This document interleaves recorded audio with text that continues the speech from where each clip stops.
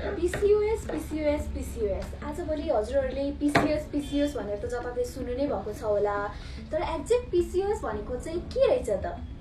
PCOS भनेको चाहिँ एउटा हर्मोनल डिसअर्डर हो जो चाहिँ नर्मली फिमेलमा हुने गर्छ। अब हजुरहरूलाई कस्तो कस्तो सिम्पटम्सहरू देखा पर्यो भने चाहिँ हजुरहरूले चाहिँ PCOS छ भन्ने शंका मान्नु पर्यो त।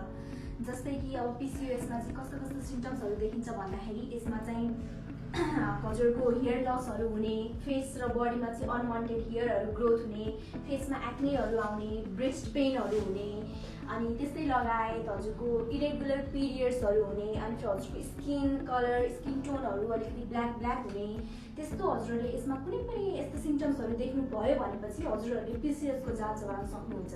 अब हजुरहरूले PCOS को सिम्पटम्सहरू त थाहा पाउनु भयो, अनि हजुरहरूलाई PCOS को सिम्पटम्सहरू देखा पर्यो भने चाहिँ हजुरले ट्रिटमेन्ट गर्नुपर्छ भन्ने थाहा पाउनु भयो। तर यदि हजुरहरूले PCOS छ भन्ने थाहा पाउनु भयो र यो सिम्पटम्सहरूलाई चाहिँ लापरवाही गरेर चाहिँ होइन केही ट्रिटमेन्ट गराउनु पर्दैन भन्ने ठान्नु भयो भनेपछि चाहिँ हजुरलाई फर्दर कम्प्लिकेसनहरू हुनसक्छ।